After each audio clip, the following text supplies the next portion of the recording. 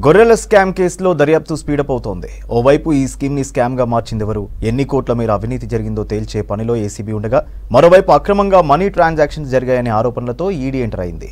చిన్న చీటింగ్ తో బయటపడ్డ ఈ కేసును తవ్వగా కోట్ల రూపాయల అవినీతి బయటపడుతుంది. ఇప్పటికే పశు సంవర్ధక శాఖలోని అధికారులను అరెస్ట్ చేసింది ఏసీబీ.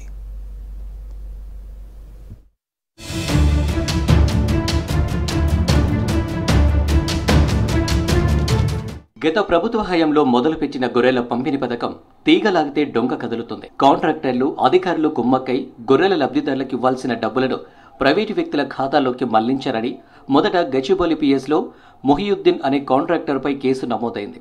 ఆ తర్వాత ఈ కేసును ఏసీబీకి ట్రాన్స్ఫర్ చేసింది రాష్ట్ర ప్రభుత్వం.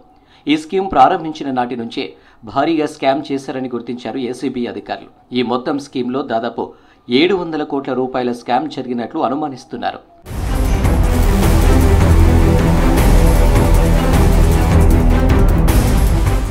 ఈ కేసును విచారిస్తున్న ఏసీబీ అధికారులు స్కామ్తో ప్రమేయం ఉందని పశుసంవర్ధక శాఖ మాజీ డైరెక్టర్ రామచంద్ర నాయక్తో పాటు మాజీ మంత్రి తలసాని శ్రీనివాస్ యాదవ్, ఓఎస్డీ కళ్యాణ్ను అరెస్టు చేశారు.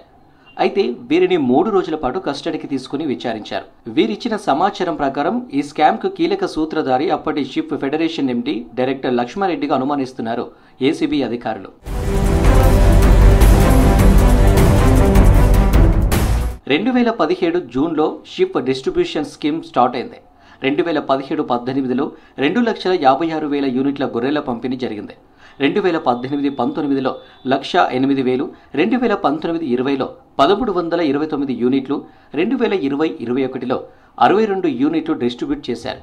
ఇప్పటి వరకు ఈ స్కీమ్ కింద మొత్తం 4,25,000 యూనిట్ల గొర్రెలను డిస్ట్రిబ్యూట్ చేశారు.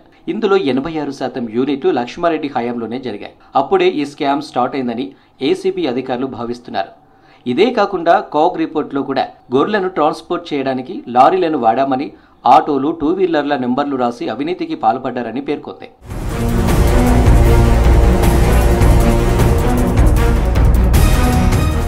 ఈ స్కీమ్ మొదలుపెట్టిన నాటి నుంచే ఒక్కో యూనిట్కి 10 నుంచి 18,000 వరకు కమిషన్ని అధికారులు తీసుకుంటున్నారని గొర్రెల, మేకల పెంపకదారులు ఆరోపిస్తూ వచ్చారు. ఇదే విషయంపై అప్పటి మంత్రి తలసానితో పాటు ఉన్నతాధికారులను కలిసి విచారణ చేయాలని కోరారు. కానీ అప్పటి బీఆర్ఎస్ ప్రభుత్వంలో ఉన్న మంత్రులు కానీ ఉన్నతాధికారులు ఎవరూ వీరి ఆరోపణలను పట్టించుకోలేదు. మాజీ sheep federation MD Lakshmareddy, veterinary doctor Sriram Reddy, veterinary livestock officer నరసింహంపై ఆరోపణలు చేశారు.